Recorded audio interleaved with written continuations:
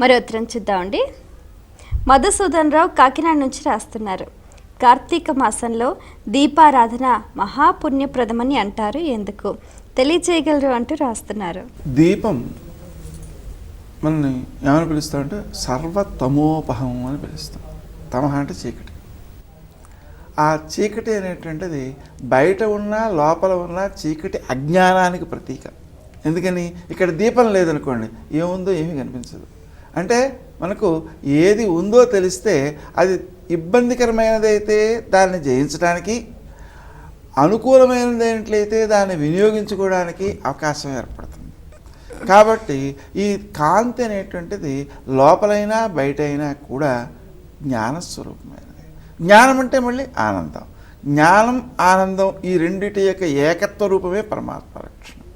కాబట్టి ఆ రకమైన జ్ఞానానికి ప్రతీకైనటువంటి దీపాన్ని వెలిగించడం ద్వారాను, దాన్ని దానం చేయడం ద్వారాను వ్యక్తి జ్ఞానాన్ని వికసింపజేసుకుంటున్నాడు.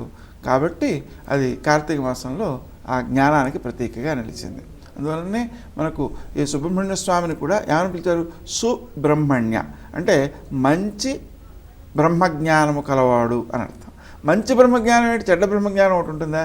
ఉంటుంది. ఏంటంటే ఇప్పుడు అన్నమైతేనేమిరా మరి సున్నమైతేనేమిరా, అన్నమడిగే పాడు పొట్టకు పరమాన్నమే వేతామురా అన్నట్టు. అది ఇలా మనకు భిన్నత లేదు అనేటువంటి భావాన్ని ఆచరణలో చూపించడం కోసం వాళ్ళు తమ యొక్క స్వార్థానికి వినియోగించుకునే దాన్ని బ్రహ్మజ్ఞానంగా భాషింపజేస్తూ ఉంటారు. కానీ అది నిజం కాదు.